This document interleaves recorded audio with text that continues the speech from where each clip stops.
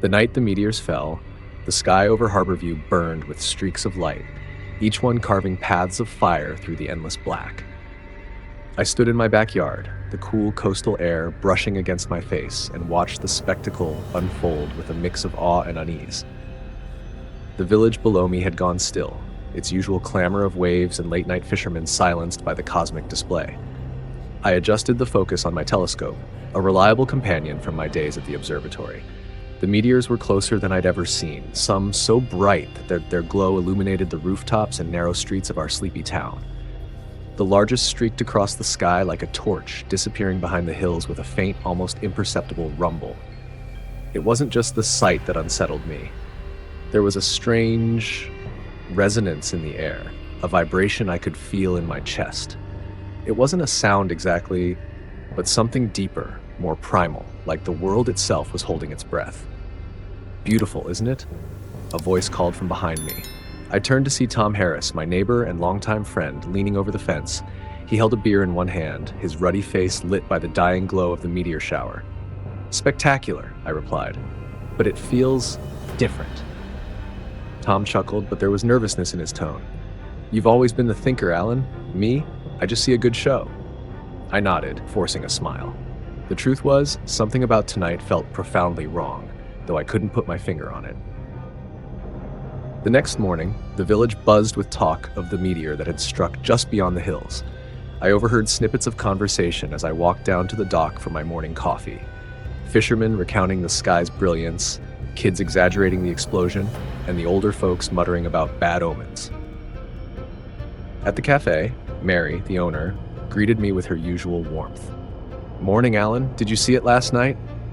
"Hard to miss," I said, taking the steaming mug she handed me. "Any idea where it landed?" "Near the old quarry," she replied. "Tom's already up there with half the village. You should check it out." I hesitated. Something about the idea of going near the impact site unsettled me, but curiosity won out. By mid-morning, I found myself standing at the edge of the crater, staring down at the meteorite. It wasn't like anything I'd seen in my career.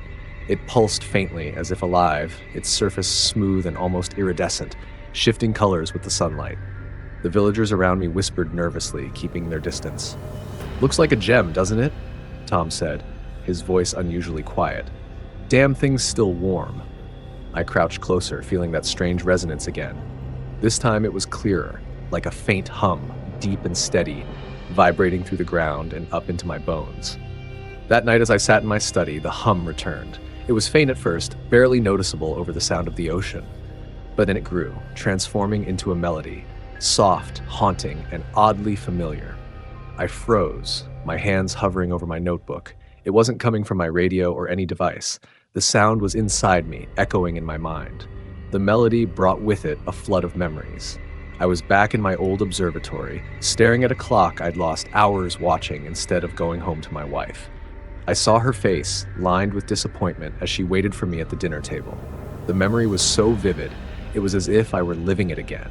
Shaking, I snapped out of the trance, but the melody lingered like a shadow in the room. I didn't sleep that night. Instead, I stared out my window, watching the hills where the meteor lay, feeling its pull. Something had come to Harborview, and I wasn't sure it was just the meteor. The melody was relentless. Even as the sun rose over Harborview, painting the village in soft hues of orange and gold, the haunting tune lingered at the edge of my thoughts. It wasn't just a sound, it was a presence, something that seemed to watch and wait, coiled in the recesses of my mind. I tried to distract myself with routine. Breakfast, a walk to the docks, even fixing a loose hinge on the back gate. None of it worked. The melody hummed beneath every moment, like a whisper I couldn't quite catch but couldn't ignore. By midday, whispers of strange happenings spread through the village. At the cafe, I overheard Mary talking to one of the fishermen. "Greg says his old radio turned on by itself last night," she said, her voice low. "He swears he heard voices, a song." The fisherman nodded gravely. "Not just Greg. My wife said she heard something too. Thought it was coming from the sea." I tensed, gripping my coffee cup tighter. It wasn't just me. Whatever this was, it was spreading. That afternoon, I decided to visit Tom. He'd been at the crater longer than anyone and might have noticed something I hadn't. His house sat near the edge of the village, a modest two-story place with an overgrown garden and a sagging porch. I knocked twice and waited, but there was no answer. His truck was in the driveway, so I knew he was home. "Tom?" I called, pushing the door open. It creaked on its hinges, the sound unnervingly loud in the stillness. The house was dark, the curtains drawn. The faint smell of burnt coffee lingered in the air. I found him in the living room, sitting in his recliner, staring at the blank screen of his old TV. His face was pale, his eyes wide and unblinking. "Tom?" I stepped closer, my voice soft. "Are you all right?" He didn't respond. His lips moved faintly, forming words I couldn't hear. I leaned in, and that's when I heard it, the melody coming from him. It wasn't in the air or from a device. It was inside him, resonating through his chest like a living thing. "Tom." I shook his shoulder and he blinked, his gaze snapping to mine. "Alan," he whispered, his voice raw. "It knows." "Knows what?"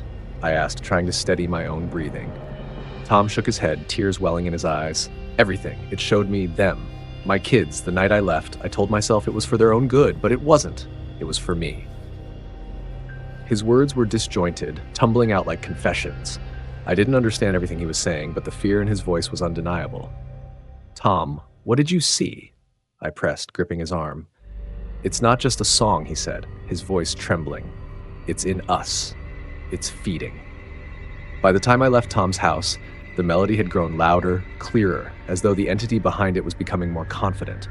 It wasn't just haunting the village, it was consuming it. That night, I set up my telescope and aimed it toward the crater, hoping for some answers. As I adjusted the lens, a faint glow caught my eye. The meteorite wasn't just sitting there, it was pulsing, a rhythm in sync with the melody in my head. The glow intensified, and for a moment I thought I saw movement, shadows circling the meteorite, twisting and writhing like smoke.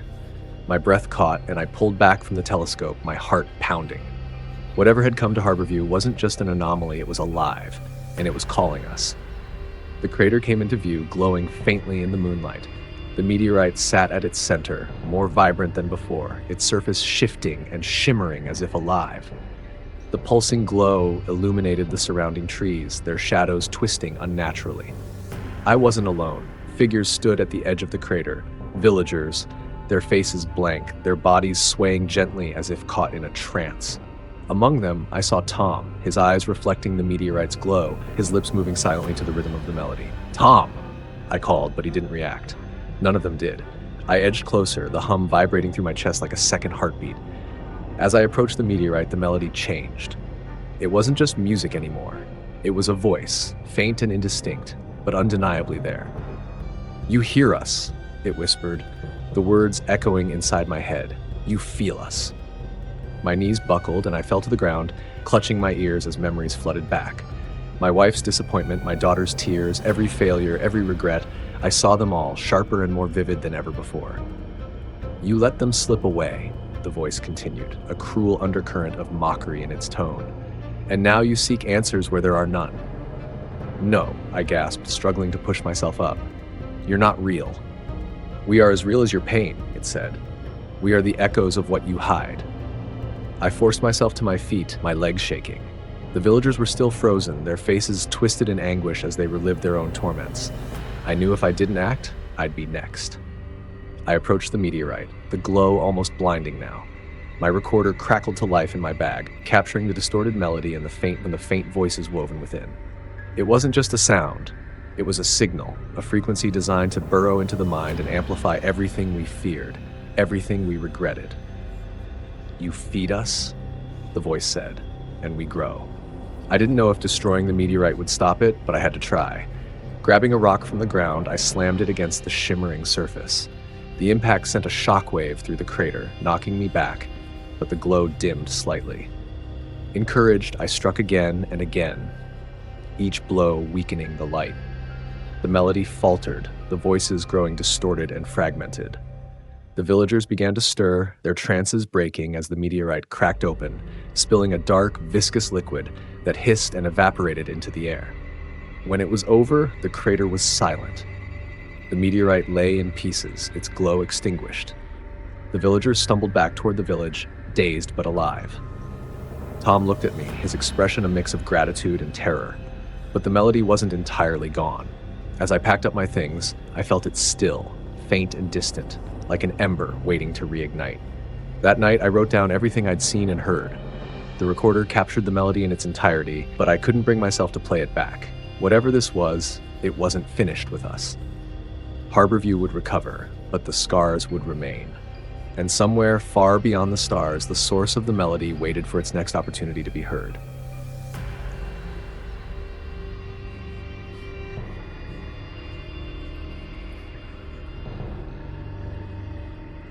The desert stretched endlessly in every direction, a vast expanse of golden sand and rugged terrain under a blazing sun. I sat behind the wheel, the hum of the engine steady, yet somehow maddeningly monotonous. The road had been deserted for miles, the only company the occasional tumbleweed rolling lazily across the asphalt. "Hey, Alex," Megan called from the back seat, her voice cutting through the stale air of the car. "Are you sure we're not lost?" I glanced at the GPS on the dashboard, the faint, blinking signal telling me it was useless out here. "No, we're fine," I lied, hoping the confidence in my voice would mask the growing pit in my stomach.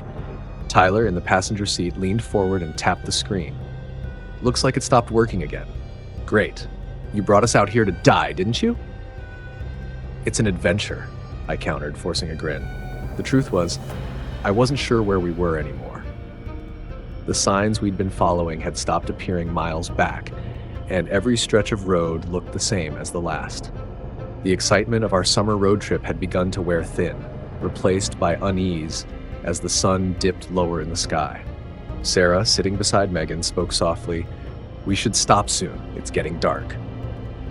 She had a knack for voicing what everyone else was thinking but didn't want to admit.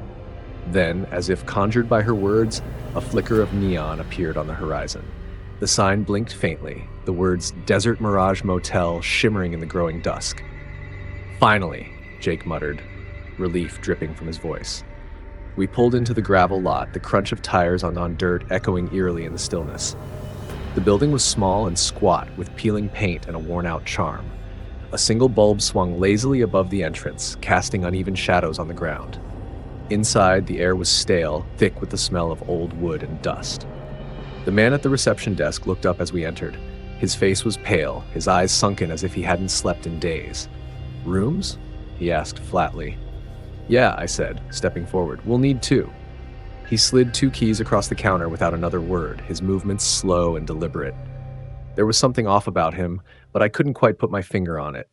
The rooms were basic, to put it kindly. A single bed, a dresser, and a mirror hung crookedly on the wall. The air conditioning unit rattled noisily in the corner, barely cooling the room. Jake plopped onto the bed in our room, stretching out like he owned the place. "This is fine for a night," he said, his tone dismissive. But as I caught my reflection in the mirror, a shiver ran down my spine. For a moment, it looked like my reflection had moved just a fraction of a second after I did. I blinked and leaned closer, but everything appeared normal. "Hey, Alex, you okay?" Tyler asked, watching me from the doorway. "Yeah," I muttered, shaking my head.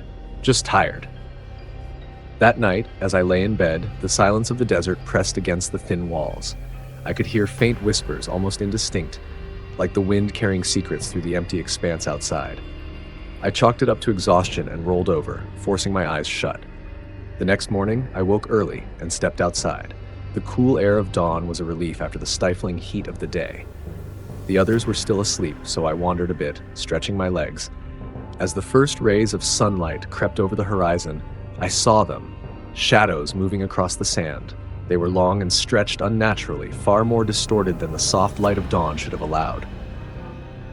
Then, I realized they were ours, but the figures weren't standing still. They writhed and moved, their gestures erratic and unnatural. My chest tightened as I watched one of the shadows lift its head. The face it revealed wasn't mine. It was contorted, twisted in a scream I couldn't hear. I stumbled back, my breath catching in my throat, and hurried inside. I needed to wake the others. Something was wrong. Something was very, very wrong. I burst into the room, slamming the door behind me. The sound jolted Tyler awake, and he sat up, squinting at me with confusion. Jake groaned from the other bed, pulling a pillow over his head. "Alex, what the hell?" Tyler muttered, rubbing his eyes. I paced in front of the window, my thoughts racing. There's something outside. The shadows. Our shadows. They're... Wait. Jake cut me off, sitting up now, his hair a mess. Slow down, man. What are you even talking about?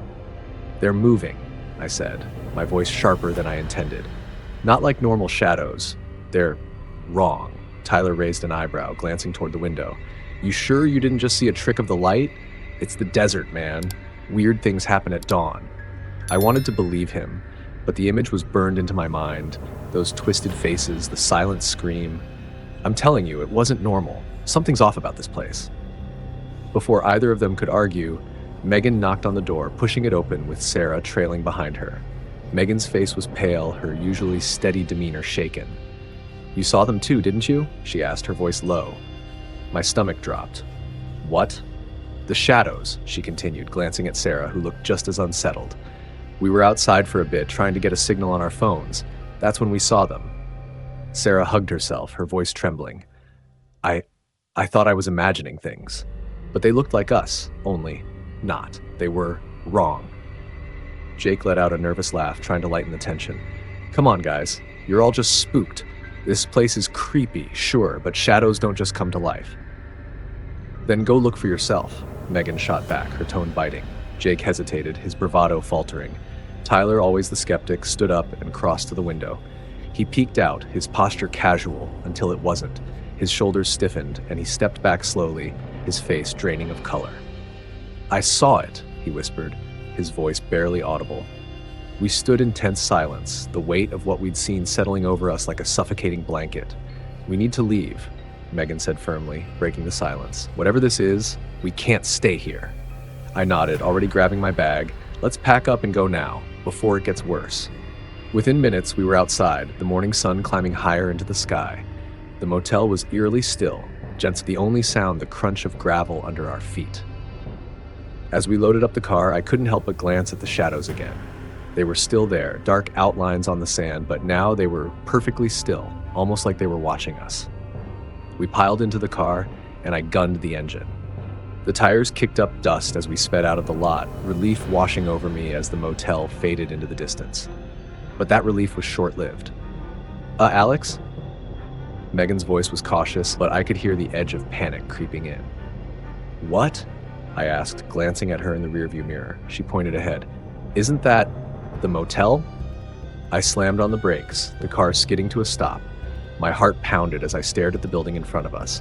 It was the same motel, the neon sign flickering lazily in the sunlight. That's impossible, Tyler muttered.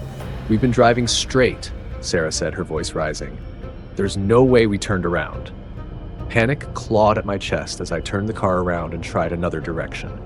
This time I didn't let up on the gas, pushing the car as fast as it could go. Minutes passed, the desert blurring around us, but when the building came into view again, my hands gripped the steering wheel so tightly my knuckles turned white. The motel stood there, waiting. This can't be happening, Megan said, her voice shaking. I looked around at the others, their faces mirroring the terror I felt. No one spoke, the silence heavier than any words could be. Finally, Jake broke it, his voice quiet but full of dread. I don't think we can leave. We stared at the building in grim realization, the truth sinking in. Whatever was happening, we were trapped. And somehow I knew the motel wasn't going to let us go easily. The oppressive heat of the desert pressed down on us as we sat in the car, the engine idling in reluctant protest. No one spoke. The motel loomed in the distance, its neon sign flickering lazily, a beacon of dread against the vast emptiness. I'm not staying here, Jake finally said, his voice trembling but defiant. We can't just give up. And do what? Megan snapped, her usual composure breaking. Every direction we take, we end up back here. It's like the place is alive. Alive? Tyler scoffed, but his bravado was gone, replaced with thinly veiled fear. You're saying a building is doing this to us? Do you have a better explanation? Megan shot back, her glare silencing him. I gripped the steering wheel, my mind racing. My instincts screamed to keep moving, to keep driving until something, anything, changed. But deep down, I knew Megan was right. This wasn't normal. This wasn't natural. Sarah's quiet voice broke the tension. I think it's the shadows. They're not just reflections. They're us. Everyone turned to her, confusion and unease mingling on their faces. What do you mean? I asked, my voice steadier than I felt. Sarah hesitated, her gaze darting toward the window. Last night, I thought I saw mine move, but it wasn't just moving. It was trying to take my place. The car fell silent as her words sank in. I saw the same thing, I admitted reluctantly, this morning when I went outside. Then we destroy them, Jake said, his tone resolute. If they're what's keeping us here, we get rid of them. How do you destroy a shadow? Megan asked, her voice laced with disbelief. Jake didn't answer. He just opened the car door and stepped out, marching toward the motel with purpose. I'll figure it out. Jake, wait, I called after him, but he didn't stop. The rest of us scrambled out of the car, hurrying to catch up. The closer we got to the motel, the heavier the air seemed to grow. I felt like we were walking through invisible chains. Jake stopped abruptly in front of the building, staring at the ground. His shadow was there, but it wasn't still. It writhed and twisted, its movements frantic and grotesque. Do you see that? He whispered, his voice barely audible. Before anyone could respond, his shadow lunged upward, the distorted face emerging from the ground like liquid darkness. Jake screamed as the shadow wrapped around him, pulling him down. Jake! Sarah cried, reaching out, but Megan yanked her back. We can't help him, Megan shouted, her voice breaking. I stood frozen, watching in horror as Jake's shadow consumed him, leaving nothing but silence. This is what it wants, Megan said, turning to us with a grim determination. It's feeding on us. If we don't stop it, we'll be next. But how? Tyler asked, his voice cracking. How do we stop something like this? I thought of the mirrors in the rooms washed away they didn't quite reflect reality. The mirrors, I said, the realization dawning on me. They're connected to it. If we destroy them, maybe we can break whatever's keeping us here. Without waiting for a response, I ran into the motel, the others following close behind. The halls were eerily quiet, the air thick with tension. We burst into one of the rooms, and I grabbed a chair, swinging it at the mirror with all my strength. The glass shattered, the shards scattering across the floor. For a moment, nothing happened. Then the walls began to shake, a low rumble echoing through the building. Keep going, Megan shouted, and we moved from room to room, smashing every mirror we could find. The motel seemed to fight back, the shaking growing more violent with each blow. Shadows crept along the walls, their faces contorted with rage. Finally, we reached the last mirror in the lobby. Tyler swung the chair, and the glass exploded into 1,000 pieces. The rumbling stopped. The shadows froze, then dissolved into the air like smoke. We stumbled outside, the sunlight blinding after the darkness of the motel. When we turned to look back, the building was gone. For a moment, we stood in stunned silence, the reality of what had just happened sinking in. Is it over? Sarah asked, her voice barely a whisper. Megan nodded, though her expression was uncertain. I think so. We got into the car, the tension finally easing as we drove away. This time, the desert stretched ahead of us, endless but free. But as I glanced in the rearview mirror, a flicker of movement caught my eye. My shadow, faint and distorted, seemed to smile.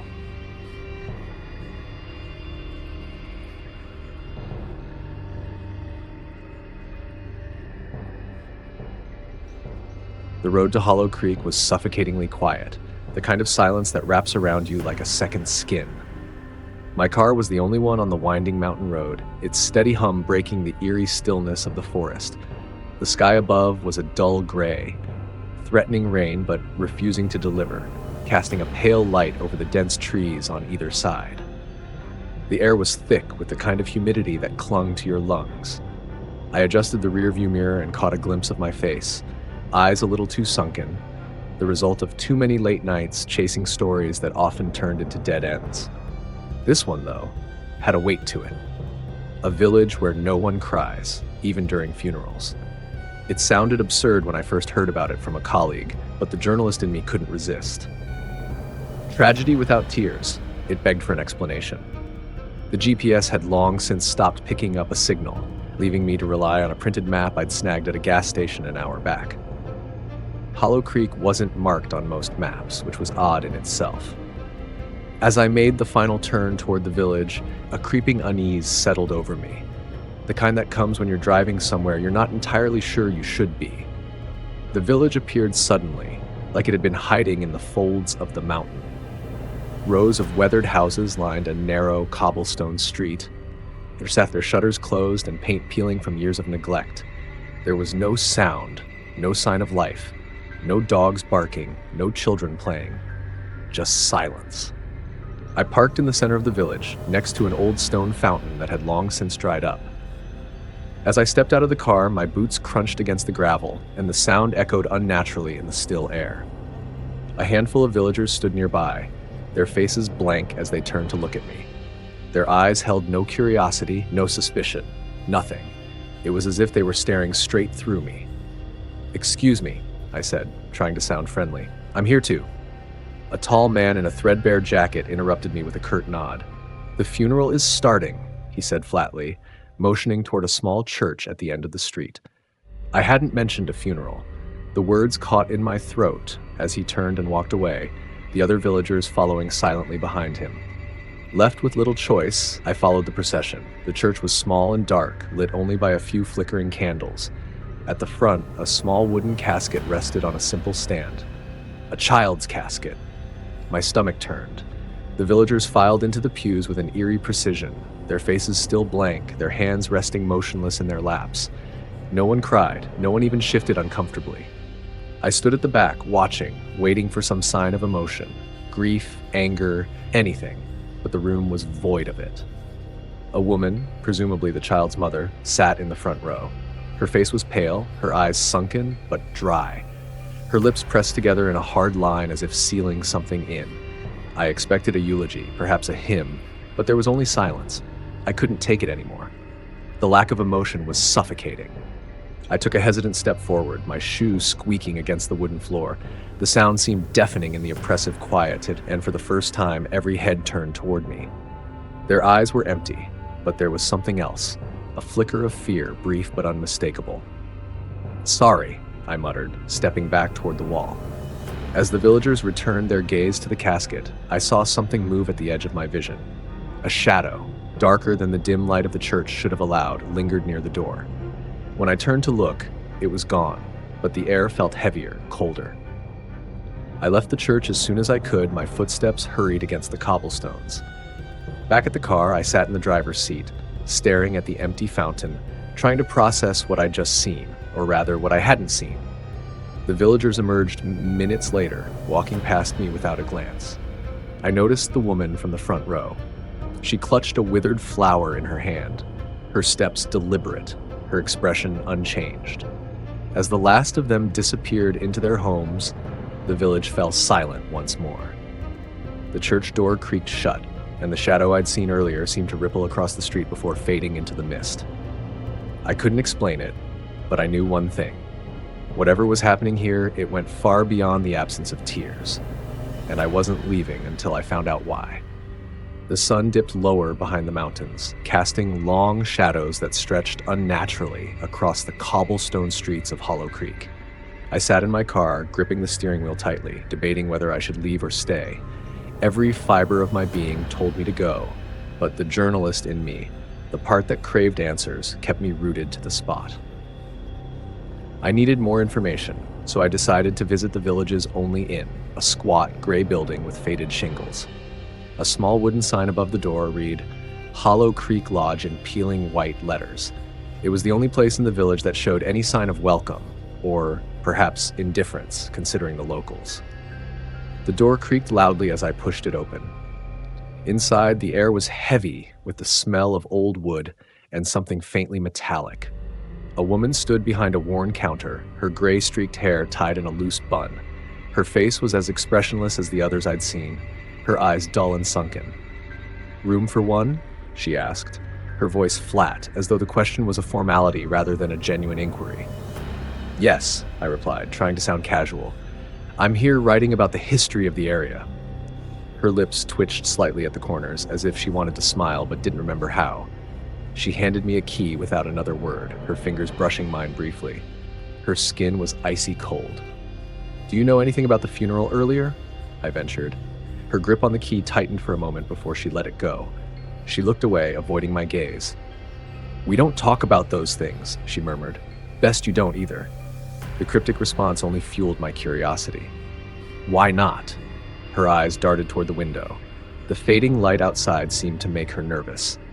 "The night is quiet here," she said, her voice barely above a whisper.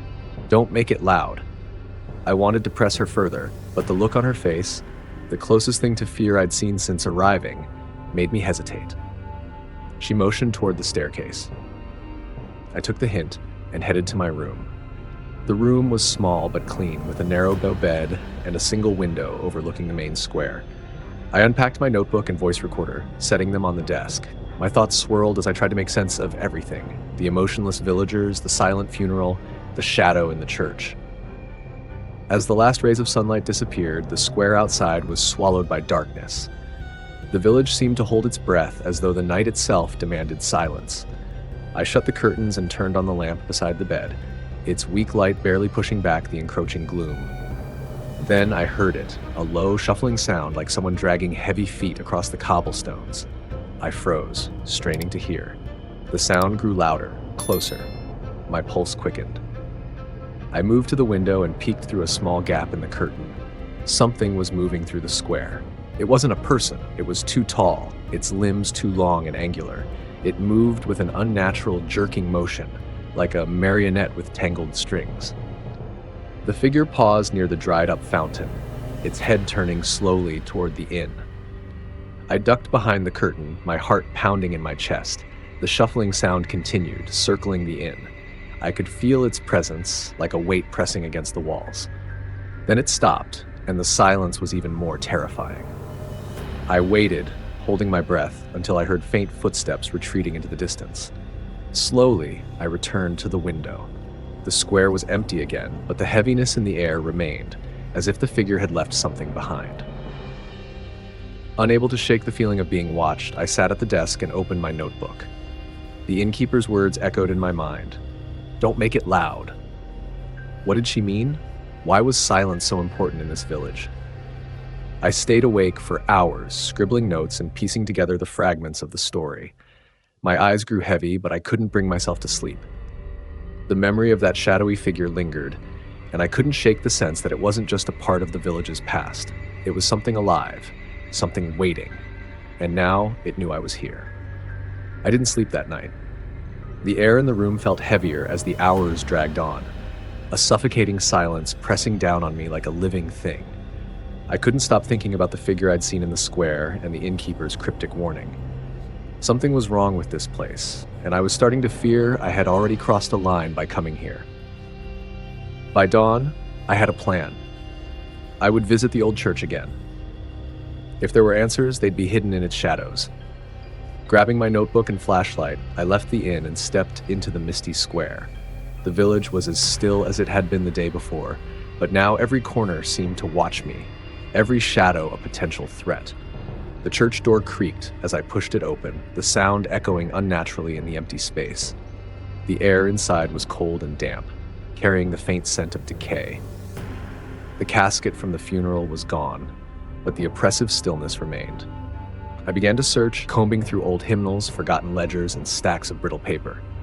Near the altar, I found it. A worn, leather-bound book tucked beneath a loose floorboard. The pages were fragile and yellowed, filled with uneven handwriting. As I skimmed through the text, the story unfolded. Generations ago, Hollow Creek had been a village riddled with grief. Famine, disease, and war had left the people broken, consumed by sorrow. In their desperation, they had turned to a traveling mystic who claimed he could remove their pain. But the price was steep. Their emotions would be sealed away, and in their place an entity would be born, a creature forged from the collective grief of the villagers. The entity, called the Pain, fed on any expression of emotion. Laughter, tears, even whispers of anger. It consumed them all, growing stronger with each outburst. To survive, the villagers adopted a vow of silence, suppressing every feeling to avoid attracting its attention. My chest tightened as I read the final line. An outsider's presence is a beacon. Their emotions awaken the pain. A chill ran through me. My being here, my curiosity, my fear, they were all fuel for the entity. I slammed the book shut, the sound echoing like a thunderclap in the empty church. And then I felt it, a presence. The air shifted, growing colder. From the corner of my eye, I saw the shadows lengthen unnaturally, creeping toward me like living things. I turned slowly, and there it was. The figure stood in the center of the aisle, its tall, spindly frame cloaked in darkness. Its face was indistinct, a shifting mass of shadows, but its eyes burned with an intense, unnatural light. It tilted its head as if studying me, and then it moved, a jerky, unnatural lurch forward. I stumbled back, my flashlight flickering wildly as I tried to keep it in my sights. "Stay back!" I shouted, my voice cracking in the suffocating stillness. The figure didn't stop. Its movements were deliberate, almost curious, like it was savoring my fear. I bolted, my footsteps echoing through the church as I sprinted toward the door. The cold air hit me as I burst outside, but the creature followed, its shadow stretching across the square like a monstrous stain. The villagers were there, standing in the doorways of their homes, their faces pale and blank as they watched the scene unfold. None of them moved to help. "Do something," I shouted, my voice raw, but they remained silent, their gazes empty. The entity drew closer, its presence suffocating. My mind raced. The book had said the creature fed on emotion. If I could suppress mine, perhaps it would leave me alone. I forced myself to stand still, swallowing my fear, my anger, my desperation. I closed my eyes, breathing deeply, willing myself to become as empty as the villagers. For a moment, the air grew still. When I opened my eyes, the figure had stopped. It tilted its head again as if considering me, and then it began to retreat, its shadow shrinking as it melted into the mist. The villagers disappeared back into their homes without a word. I staggered back to the inn, my legs shaking. I packed my things in silence and drove away without looking back. As the village faded into the rearview mirror, I felt a strange hollowness settle over me. I had escaped, but something had changed. When I stopped at a gas station miles away, I caught my reflection in the window. My face looked the same, but my eyes were dull, lifeless. Hollow Creek hadn't just taken my story. It had taken a part of me, and deep down, I knew it wasn't finished.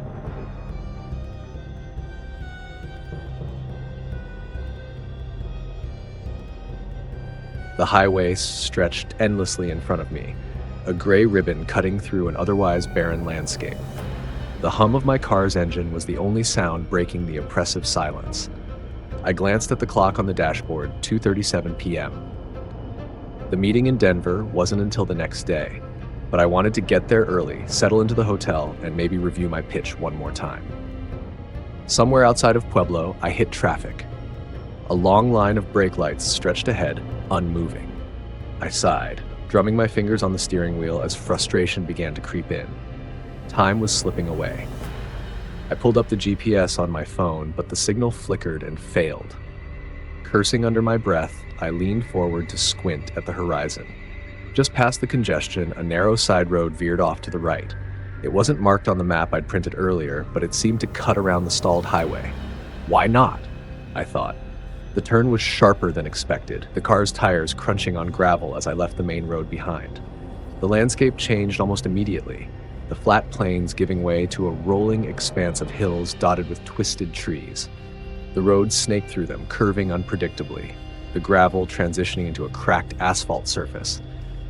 I expected to see other cars, maybe a sign of civilization, but there was nothing. The sky grew overcast, casting long, ominous shadows over the hills. I tried to shake off the unease building in my chest, telling myself it was just the isolation playing tricks on me. Then I saw it, a wooden sign, weathered and crooked, standing at the side of the road. Painted in faded white letters was a single phrase, "Welcome to Nunca Antes." The name meant nothing to me, but it intrigued me. I slowed the car as the road opened into a small town nestled in the hills. The first thing I noticed was how still it was. No cars, no movement, no sound beyond the soft crunch of my tires as I pulled into what looked like the town's main square. The buildings were old, their wooden facades worn by time. A small general store, a diner with a neon sign that flickered weakly, and a gas station with rusted pumps surrounded the square. At its center stood a fountain, its once ornate stonework now crumbling. As I stepped out of the car, the air felt heavier, almost suffocating. I looked around, expecting someone to emerge from one of the buildings, but the square was empty. Still, I couldn't shake the feeling of being watched. "Thomas?" a voice called, startling me. I turned to see an older man standing on the steps of the general store. He was thin, his face lined with wrinkles, but his eyes were sharp and focused. "Do I know you?" I asked hesitantly. The man chuckled softly, shaking his head. "You're always so forgetful. Welcome back." A chill ran down my spine. I stared at him, trying to place his face, but it was a complete blank. Before I could respond, another voice joined in, a woman this time stepping out of the diner. "Thomas," she said warmly, smiling as if greeting an old friend. "You've been gone too long." "Wait," I stammered. "How do you know my name?" Neither answered. They simply watched me, their smiles never wavering, their expressions eerily calm. I backed toward my car, the weight in my chest growing heavier. "I think there's been some kind of mistake," I said, fumbling for the door handle. "Are you leaving already?" the man asked, his tone light, but carrying an edge I couldn't ignore. I climbed into the car and turned the key. The engine sputtered to life, and I threw it into reverse, desperate to get away from the unsettling scene. As I sped out of the square, I glanced in the rearview mirror. The townspeople were still standing there, watching me leave, their figures growing smaller as the road twisted away from them. But after several minutes of driving, the road curved sharply, and suddenly I was back in the square. The fountain stood at its center, the general store and diner exactly where I'd left them. Only now, more people had emerged, standing in silent rows along the edge of the square. All of them were staring at me. The same man smiled as I pulled to a stop, leaning slightly against the post in front of the general store. "You'll find it's hard to leave," he said, his voice carrying a note of amusement. "Welcome back, Thomas." I sat frozen in the driver's seat, my knuckles white against the steering wheel. The engine hummed softly, the only sound in the suffocating silence of the square. I stared at the man who had spoken, his calm demeanor only amplifying the panic rising in my chest. This couldn't be real. I had just left. I had driven for miles. I was sure of it. And yet, here I was again, back in the same place. Back in Nunca Antes. I took a deep breath and told myself to think rationally. Maybe I'd made a wrong turn. Maybe the roads in this area were some sort of strange loop. That had to be it. Swallowing my unease, I decided to try again. This time, I chose a different road out of the square. The cracked asphalt stretched before me, flanked by gnarled trees that seemed to twist toward the car as I passed. I drove faster, the car bumping over uneven patches of road. The air felt thicker here, the kind that made your ears pop. My grip on the wheel tightened as the road curved sharply, then straightened. I exhaled in relief as I saw the trees thinning, revealing open hills ahead. But just as quickly, the road dipped into another curve, and my stomach sank. The square. I hit the brakes, the car skidding slightly before coming to a stop.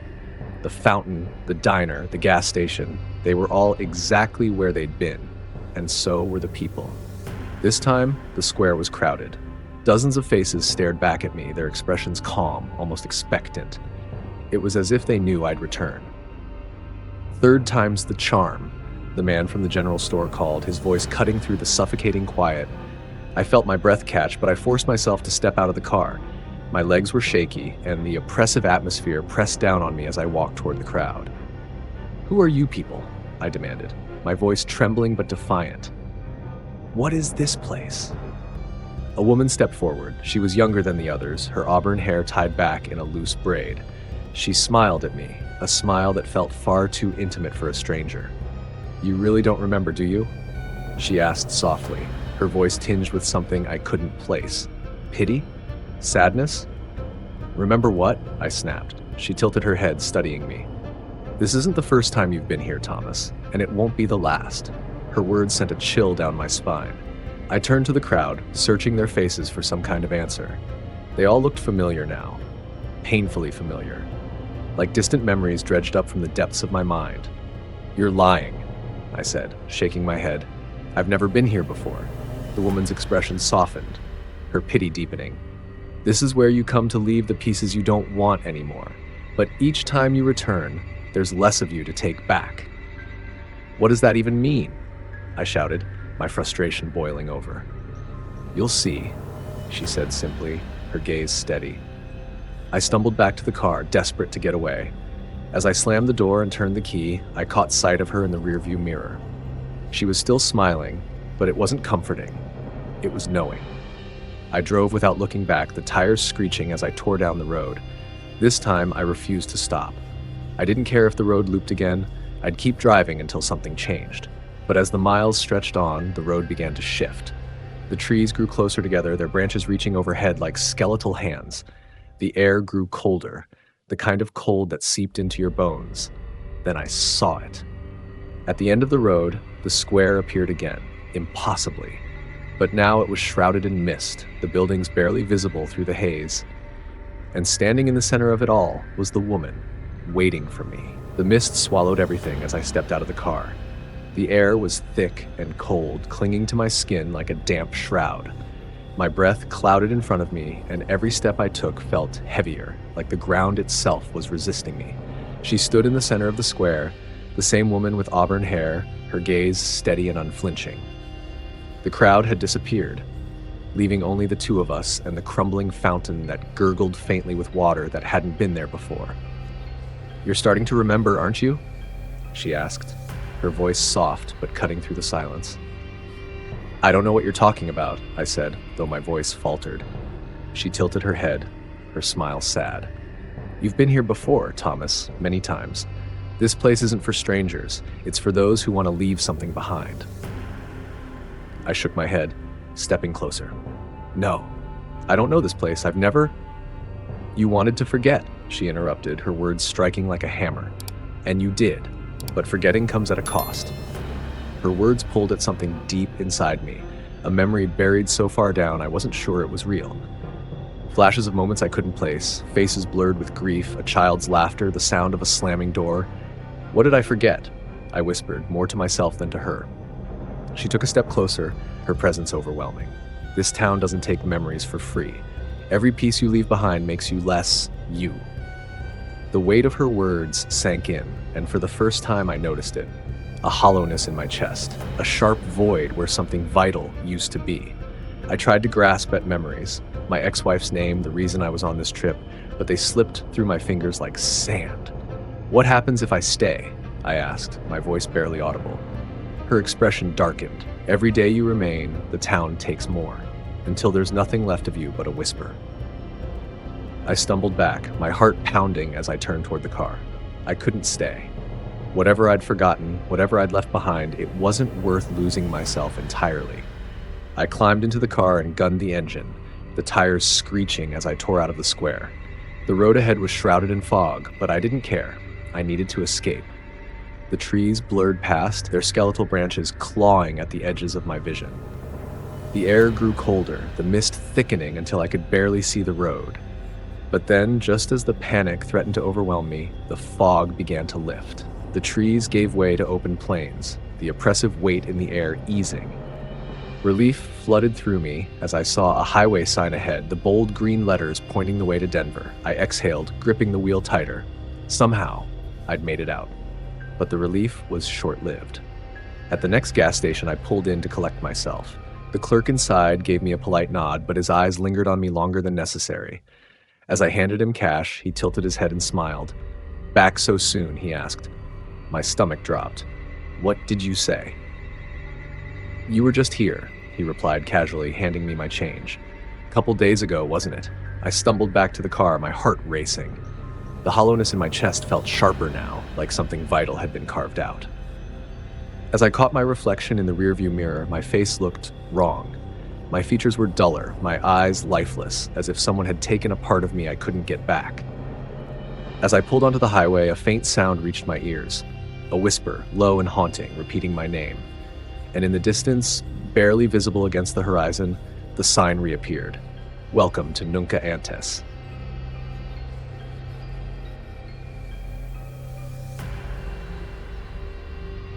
The rain had started falling an hour before I reached Pinefield, turning the narrow country road into a slick ribbon of black. The wipers swished rhythmically across the windshield, but they couldn't keep up with the downpour. The town's name appeared suddenly on a small, weathered wooden sign at the side of the road, barely legible under the dim headlights. "Welcome to Pinefield, population 412. I'd never been to Pinefield before, but I'd read about it in the email Rose sent me. Her words had been hesitant, almost apologetic, as if she thought I wouldn't believe her story. A melody at midnight, voices of the dead, secrets that destroyed families. It sounded absurd, But I was here because Rose was desperate and because her story struck something deep within me, something I didn't want to name. The town itself was almost invisible under the rain and fog, its main street lined with a sparse collection of shops and houses. I passed a diner, its neon sign buzzing faintly with the word open, and a gas station with rusted pumps that looked like they hadn't been used in years. The only light in the distance came from a small bed and breakfast, its windows glowing warmly against the gloom. I parked the car and stepped into the rain, pulling my coat tight around me as I grabbed my duffel bag from the back seat. The sound of the rain seemed unnaturally loud, drowning out everything else. The stillness of the town was unsettling, as if it were holding its breath. Inside the bed and breakfast, the air was warm but stale, heavy with the smell of old wood and damp fabric. The woman at the front desk looked up as I entered, her gray hair pulled into a tight bun. Her eyes were sharp, but her smile didn't reach them. "You must be Mr. Holloway," she said, her voice low and matter-of-fact. "Rose said you'd be coming." I nodded, brushing the rain from my hair. "That's right. She mentioned a room would be ready." She handed me a key without asking for my name, and I couldn't help but notice the faint tremble in her hands. As I turned toward the staircase, her voice stopped me. "If you hear the music," she said, "don't follow it." Her words froze me for a moment, but when I turned to ask what she meant, she had already gone into the back room, the door shutting softly behind her. The room was simple but clean, with a small bed, a dresser, and a window that overlooked the empty street below. I unpacked my bag mechanically, my mind replaying the details of Rose's email. She had written about her late husband, Charlie, and how the music started the night after his funeral. She'd woken up at midnight to hear the melody, faint but unmistakable, and then, through her own lips, Charlie's voice had spoken. He'd told her things he couldn't have known, things she hadn't wanted to know. I sat on the edge of the bed, staring at the clock on the nightstand. It was 11:43 p.m.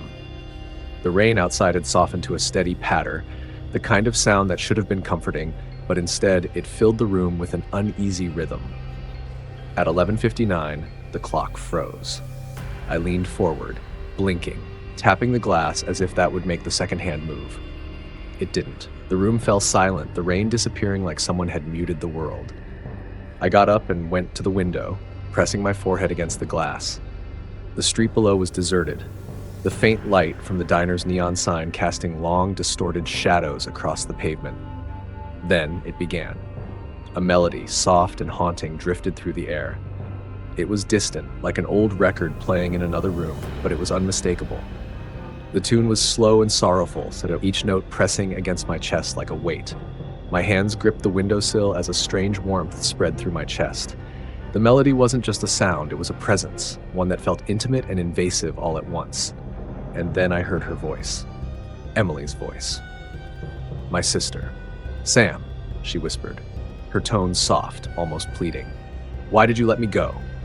I stumbled back from the window, my heart pounding in my chest. My breath came in shallow gasps as her words repeated, blending into the music that refused to stop. I wanted to respond, to ask her what she meant, but I couldn't find my voice. Instead, I sat down heavily on the bed, staring at the clock. It still read 11:59. The melody lingered in the room long after the initial shock had worn off. I sat frozen on the edge of the bed, my hands gripping the mattress like it might anchor me. Emily's voice echoed in my mind, overlapping with the haunting notes that filled the room. Why did you let me go? It was impossible. Emily had died 2 years ago. I'd been there at the hospital, holding her hand as the machines flatlined. That voice, so achingly familiar, couldn't belong to her. And yet, every instinct in me screamed that it did. The music was faint but unrelenting, seeping through the walls like a living thing. I tried to focus, to gather my thoughts, but the warmth in my chest grew heavier, pulling at something deep inside me. Memories I hadn't allowed myself to revisit began to surface. Emily's laugh, the way she'd nagged me about always being late, the last time we'd fought before she got sick. Desperate to escape, I stumbled to the door and threw it open. The hallway was silent, the air heavy with a stillness that didn't feel natural. I glanced down the stairs, half expecting to see the innkeeper, but the lobby was dark, and the door to her office remained shut. I needed air. I needed to get out of that room. The street outside was empty. The rain reduced to a fine mist that clung to my skin. The town felt frozen, as if it had been abandoned mid-motion. The diner's neon sign still buzzed faintly, its red light casting distorted reflections in the puddles on the street. But then I saw movement. A figure stood at the far end of the road, barely visible through the haze.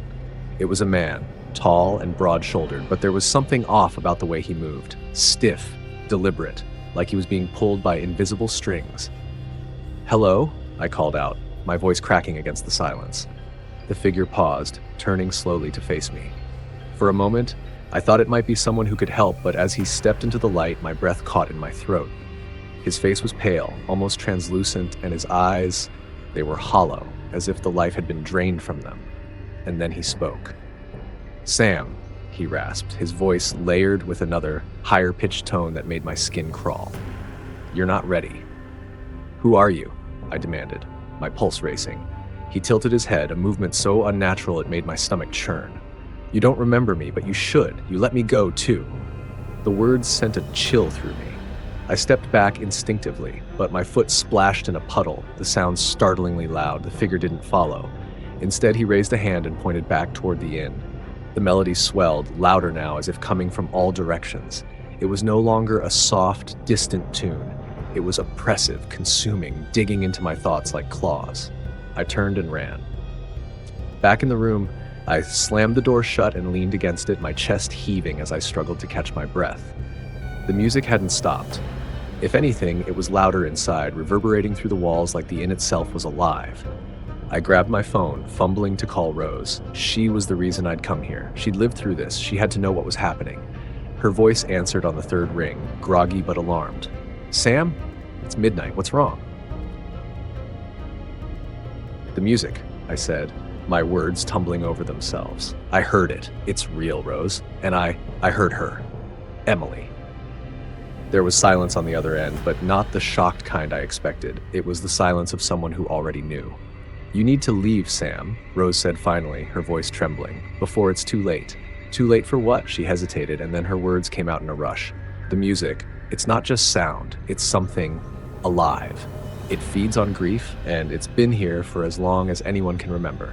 If you stay, it'll take more from you than you think you can lose." The line went dead, and for the first time I realized that the melody wasn't just playing outside. It was inside me, winding tighter around my thoughts, pulling me closer to something I couldn't see but could feel. I glanced at the clock on the nightstand. The second hand ticked forward. It was 11:59 again. The melody was no longer haunting, it was suffocating. It pulsed in my ears, vibrating in my chest, filling every corner of the room. My breath came in shallow gasps as I stared at the frozen clock. How could it still read 11:59 when I'd been living this nightmare for what felt like hours? I paced the small room, my mind racing. Rose's words echoed in my head. "It's not just sound, it's alive." But what did that mean? How could something as intangible as music have a will, a hunger? Emily's voice cut through the melody again, soft and pleading. "Sam, why are you running from me? Don't you miss me?"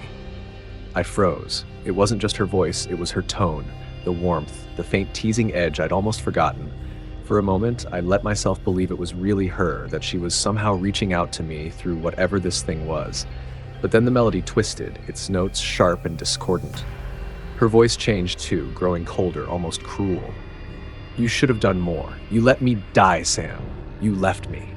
"No," I whispered, my fists clenching. "That's not true." Her laughter was brittle, breaking apart like glass. "Isn't it?"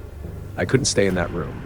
The walls felt like they were closing in, the melody coiling tighter around me with every second. I grabbed my jacket and ran into the hallway, the old floorboards creaking beneath my feet. The inn was silent, but the music followed me, growing louder as I descended the stairs. Outside, the town was eerily still, the mist thicker than before, swirling under the pale glow of the diner's neon sign. My feet carried me toward the source of the melody, though I wasn't sure how I knew where it was coming from. It wasn't logical, it was instinctual, like the music itself was pulling me. The path led me to the outskirts of town, to a house that looked like it had been abandoned for decades. Its windows were shattered, the roof sagging under the weight of time. But inside, through the broken doorway, I saw it. a grand piano, its black surface gleaming as if it were brand new. The melody emanated from the piano, though no one sat at the keys. The notes seemed to ripple across the air, bending reality itself. I stepped inside, my heart pounding. As I approached the piano, Emily's voice returned, softer now, almost tender. "You can save me, Sam. Just sit. Play for me." Tears blurred my vision. I wanted to believe her. I wanted to believe I could undo everything, bring her back. My hand hovered over the keys. But then I saw it. The faint outline of something behind the piano, a shadow darker than the room itself. It shifted and writhed, its edges jagged and unnatural. The melody warped again, the notes becoming sharp and discordant, and I realized the truth. This wasn't Emily. This was something else, using her voice, her memory, to feed on my grief. "You're not her," I said, my voice trembling but firm. The shadow moved and the music surged, its volume nearly deafening. "You could have her again," it whispered, though its voice was no longer hers. It was layered, fragmented, like 100 voices speaking at once. "You could fix everything." I shook my head, stepping back. "No, she's gone, and I have to let her go." The melody faltered, the notes clashing in chaotic disarray. The shadow recoiled as if in pain, thus its form flickering like a dying flame. I grabbed a nearby chair and swung it at the piano with everything I had. The wood splintered under the impact, the keys shattering into jagged pieces. The melody broke off with a piercing shriek, and the shadow dissolved into the air, leaving only silence behind. For a long moment, I stood there, breathing heavily, staring at the ruins of the piano. The air was still, the oppressive weight gone. When I stepped outside, the mist had begun to lift. The town was quiet now, truly quiet, and the first hints of dawn painted the horizon. Back at the inn, I packed my things quickly. I didn't want to stay a second longer than I had to. As I drove away, the relief was palpable, but it was bittersweet. Emily was gone, and I finally understood that she always would be. But just as I reached the edge of town, the faintest melody drifted through the radio. It was distant, almost imperceptible, but it was there, and in the rearview mirror, the mist began to gather once more.